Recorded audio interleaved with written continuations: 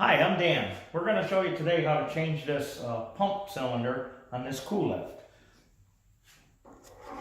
Okay, I'm just going to start. There's a tie down here, a cable tie that holds the cable looped. We're going to cut that out of there.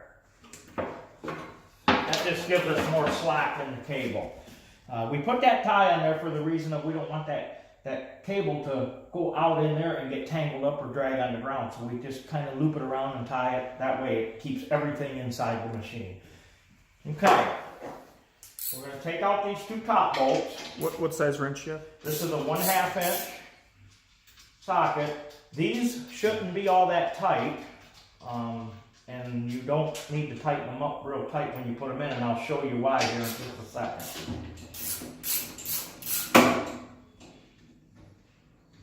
This can be done with an air impact or a drill gun or something like that to speed up the process a bit.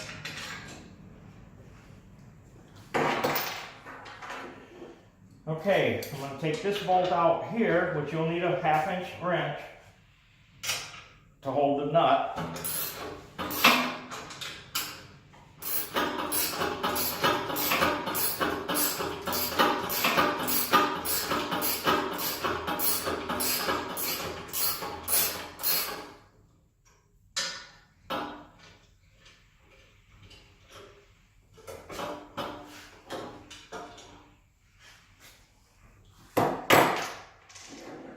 Okay, we have one more over here. It's a little bit more difficult to get to, so you can't really get at it with your socket, as well as you can't get to it from the front either because of this enclosure being in the way. So that's why you really need 2 wrenches for this one.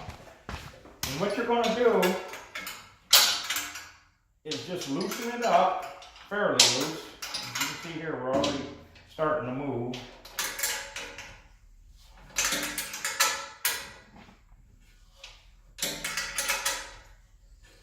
Okay, so with that one being loosened, it's got a slot. So at this point here, you can just move the pump out. Slide it in, slide it out. That's why you leave that one in there. Now what you want to do is bring the pump down through here. And we're going to turn it upside down. Okay, I'm going to crack this valve open. What that's going to do is relieve any hydraulic pressure that's in here, so when we take that line loose, it's not going to start squirting on us. You're going to take a 3/4 inch wrench. That's what it takes for that. And we're going to break that loose. They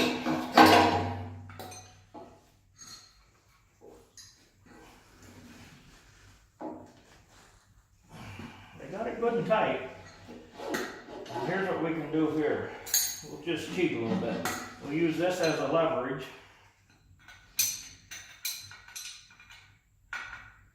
Over like this.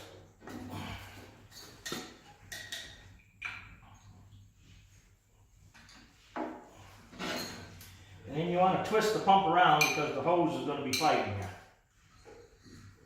you. Okay, now we're getting loose. Okay, now we're loose enough where we can undo it by hand.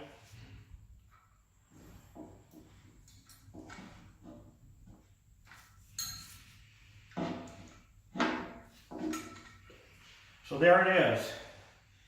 That's how you take it apart. Now, with a new pump, this one's okay. We're just doing this for demonstration.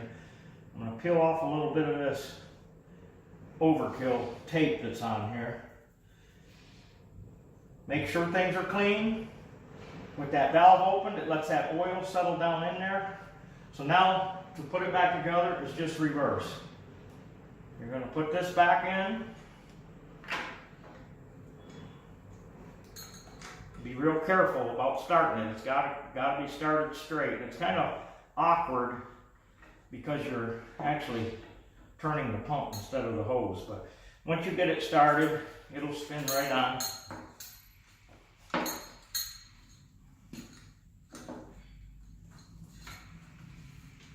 I would suggest putting some new gasket sealer, Teflon tape, whatever you have that's going to seal that thing up.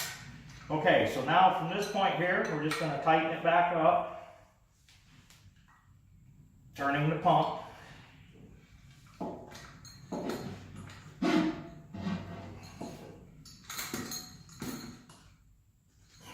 Okay, that's a pipe thread, so that's plenty tight enough.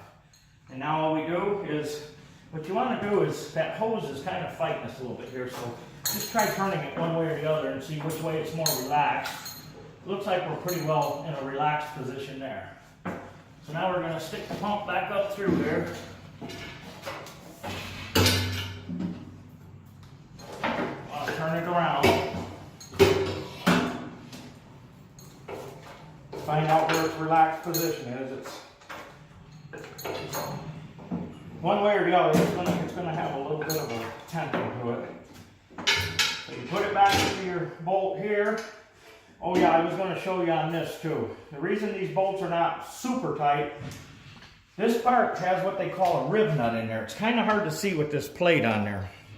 But what it is, there's a hole that's bored in this tube, and then a nut is inserted in, and a tool crimps it in there. So if you've got it too tight and that starts spinning, you're in trouble, because now you won't be able to hold it to get the bolt out.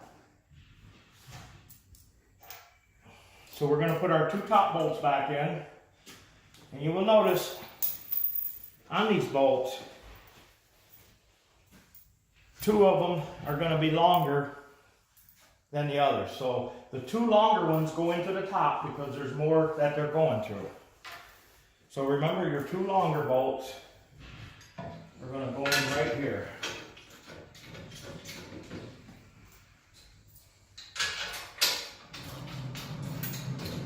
Just want to start them.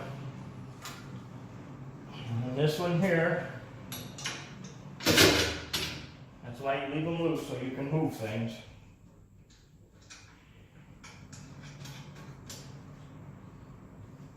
And there's that. And I just like to just kind of wiggle it just so things are centered up a bit here. Now we're going to snug these guys down. You can run them in by hand. So that rib nuts, that's one nice thing about them. They do have real clean threads. So there's that. And now, like I said, we want to just snug those. We don't want to over tighten them. We don't want to damage that rib nut. So there, those are snugged. Put our lock back. Tighten up this guy here. Being we're right here. If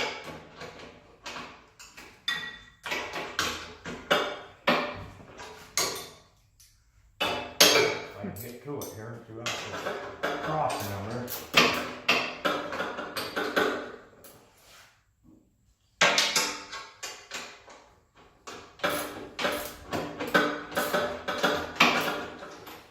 Actually, it's holding my bolt at a little bit of an angle. So I'm going to loosen this top back up. As you can see here, I should have held that up before I tighten up those tops, because the pressure is holding that at an angle. So we're just going to loosen these guys back up a bit to where I can pick up on this pump. See how that straightens that out? And what we're going to do now is go ahead and tighten that guy up first. Live and learn, eh? Yeah, learn my mistakes. So we'll tighten him up first. That way we got our play up here to let that pump go up as this bolt down here runs straight.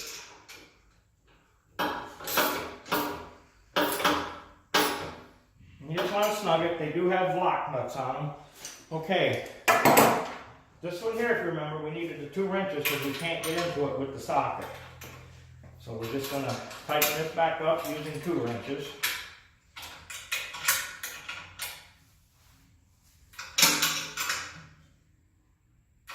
So that one's snug. And now we just have these tops here to go.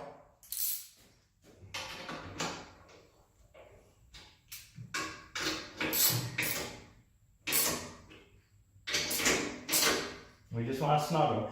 Now these cylinders come pre-filled with oil, so there's no need to bleed nothing out. We didn't drain the line or nothing. So by just hooking it up the way you seen me do it, they're holding this upside down when you're putting the line in. Once you put it together, it's all ready to go, no bleeding. Close our valve here, and we'll give it a test run, and it's up.